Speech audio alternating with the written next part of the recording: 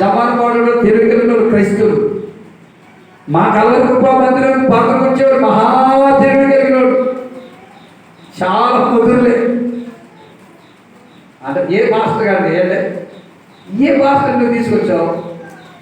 నీకంటే ఎక్కువ నీ చెప్పే పాటలు తీసుకురాకూడగా చక్రవాళ్ళు చెప్పేవాళ్ళు అలా ఇలా చెప్పేవాళ్ళు ఎందుకని తీసుకొస్తారు? మీ డబ్బులు వేస్ట్ అయిపోతాయని చెప్తారు మనవాళ్ళు, వేరే వాళ్ళు ఎవరు చెప్పరు.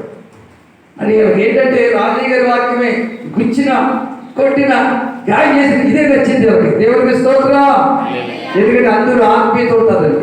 మరి ఇంకో తల్లి యేసు ప్రభు కాలంలో ఒక తల్లి కృప పొందుకుంది, ఎవరు చెప్పండి? ఎలా పోతాడే? ఎన్నిసార్లు చెప్పారు మీకు అర్థం కదా? ఎవరో సురోపేనికయ్య వంశస్థురాలు ఎవరు? కుక్క అన్నాడు. కుక్క పిల్లల యొక్క రొట్టె ముక్కలు తీసుకుని కుక్క పిల్లలకు ఏంట యుద్ధము కాదు అన్నాడా? నన్ను కుక్క అంటావా అని ఏమన్నా లిఖిందా? అవునయ్యా నిజమే, నేను కుక్కలాంటిదా నిన్నయ్యా. యజమాను రొట్టె ముక్కలు తింటున్నప్పుడు ఆ చేతిలోంచి జారి కింద పడుతుంది. ఆ కింద పడుతున్న రొట్టె ముక్కలు కుక్క పిల్లలు తినడానికి యోగ్యతే కదా, కుక్క పిల్లలు తినడానికి యోగ్యతే కదా అని చెప్పగానే వెనక ఉన్న వారి వైపు చూసి ఇలాంటి విశ్వాసం ఇశ్రాయేలీలో ఎవరికి లేదు కనుక నీవు గొప్ప దొరికింది, నీవు కోటట్టుగా నీకు జరుగుగాక వెళ్ళు అన్నాడండి. ఆ మాట నమ్మి మీరంతరా ఆ కారణం అయ్యగారు ఆశీర్వాదం ప్రాప్తి చేశారు కాదయ్య గారు. ఒక అమ్మాయి అయితే చెయ్యి పెట్టు, నా పాపంలో నీ పాపం కలవాలి, నా పాపంతా నువ్వు భరించాలి కాబట్టి నెత్తి మీద చేయబెట్టు, ప్రార్థన చేయి. నెత్తి మీద చెయ్యి పెట్టే వరకు వీళ్ళకి విశ్వాసం రాదు. ఎందుకంటే ప్రభు అన్నాడు, పౌలు గారు చెప్పాడు, అబ్బాయి తిమోతి త్వరపడి ఎవరి మీద హస్తనిక్షేపం చేయకు, త్వరపడి ఎవరి మీద హస్తనిక్షేపం చేసావా వారి పాపంలో బాలిభాగస్తుడు అవుతావు నువ్వు అన్నాడు.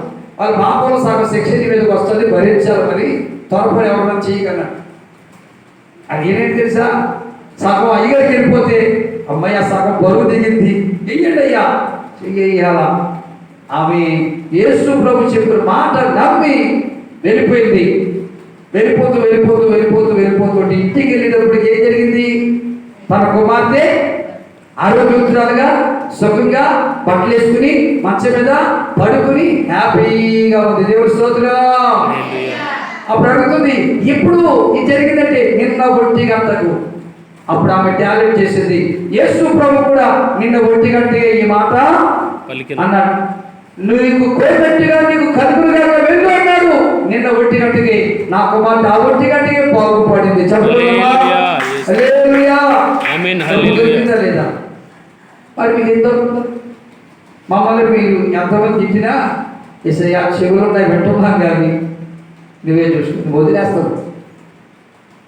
ఏమండి ఎంతోమంది ఎవరికైనా కామెంట్ చేసినా వేసే చెప్తున్నాడు, పలానామె నీ మీద కామెంట్ చేసిందిరా, చేతి చేసుకుని నువ్వే చూసుకో. పలానామె సాడి చెప్పిందిరా, చెప్పి నువ్వే చూసుకో.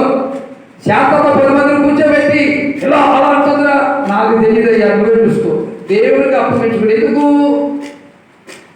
ప్రభువా మేమేం చేయలేము, వాళ్ళు ఉన్న ఊరోళ్ళు శాంతమైనారంటే రాజు పరిగెత్తుకొస్తుంది, వాళ్ళ కూతురు పరిగెత్తుకొస్తుంది, వాళ్ళ అమ్మ పరిగెత్తుకొస్తుంది, వాళ్ళ మనవరాలు కూడా పరిగెత్తుకొస్తుంది. మరి నేను అప్పుడే కాబట్టి నాకు ఎందుకయ్యా ఇలా అందరూ పరిగెత్తుకొస్తారయ్యా.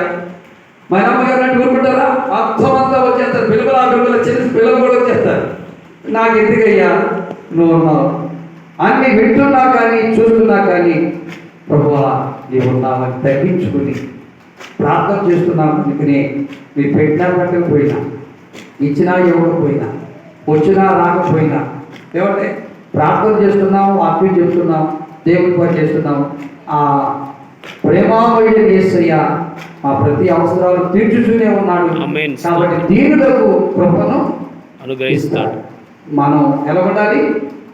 దీన వస్త్రము ధరించుకొని దీనులుగా మీరు ఆమె